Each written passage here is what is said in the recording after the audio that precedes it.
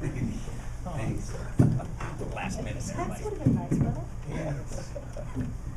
Okay, I'm going to share just a short little story that someone wrote from our Sunday school devotional, our Bible study.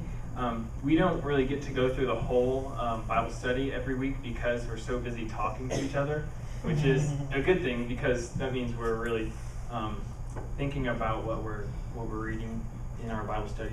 But this was at the back end of that whole Bible study today, and this is something that I was noticing, even just the power of just when other Christians are talking to each other. Me and Patrice were talking after lunch today even about this, to just be able to see this come up in this passage or in this story was just kind of speaking to me about just when Christians are talking to each other, the same exact thing comes up in another part of your life that day. So I felt like sharing this. The passage, or the title is Context is Everything.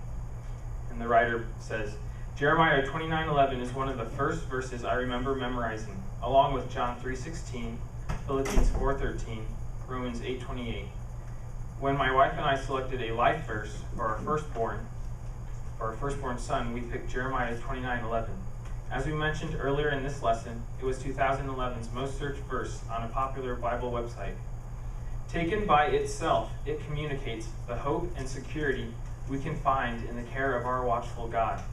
But like so many promises from Scripture, when we lift them out of their context, they lose so much of their richness and depth.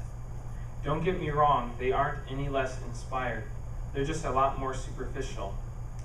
We really shouldn't memorize verse 11 without also memorizing verse 10, which says, When 70 years for Babylon are complete, I will attend to you and will confirm my promise concerning you to restore you to this place. God's promise that he has not forgotten his people is so much more meaningful when we realize it was given to a people who would spend their entire lives in captivity. Yes, there is a future hope, but God will accomplish his purpose for his glory first. His glory is always a much higher priority than our prosperity. In the same way, we shouldn't memorize Romans 8:28 without also memorizing Romans 8:29. Yes, God causes all things to work for the good of those that love God and are called according to his purpose. But what is that purpose? Those he foreknew, he also predestined to be conformed to the image of his Son. That's verse 29. The good God is working towards does not mean only good things will happen to us. Instead, all things will happen to us, good and bad. They will be used to make us more like Jesus. These are only two examples of why context matters. Try one on your own. Maybe you have Philippians 4:13 memorized because you saw it tattooed on the bicep of a professional football player. However, based on verse 12, do you think Paul was saying that we will win every game, get every promotion, close every deal, and hit every home run because we can do all things through Christ who gives us strength? If not, what is he saying? Context is everything. And the verse me and Patrice were even just talking about, verse 29:11, this was like the most popular one on BibleGateway.com. The verse 11 says, For I know the plans I have for you. This is the Lord's declaration, plans for your welfare, not for disaster, to give you a future and a hope. And I always turn to that verse when I'm trying to talk through like a new believer, someone who's going through a tough time, maybe a death in their family, or I have friends who are going through a miscarriage. And that really helps. But when me and Patrice were even talking about it, I was thinking, for some people, their definition of a disaster, it might be the very thing that I would say is good for them. Like those of us who have been caught by the law, it's not really the law that was convicting me, but it was God's law in the law that is even upholding God's law. That would be like a disaster in my life, but it was the thing that was good for me. As in, we could be in that situation, not learn anything from it, or we could see that, this feels like a disaster, but there's something good going to come from this. Even just reading this, the plans for your welfare, not for disaster, to give you a future and hope.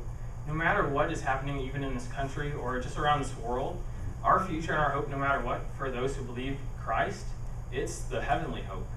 that there is something out there bigger than even just what's going on, maybe even the 70 years in this country that could happen.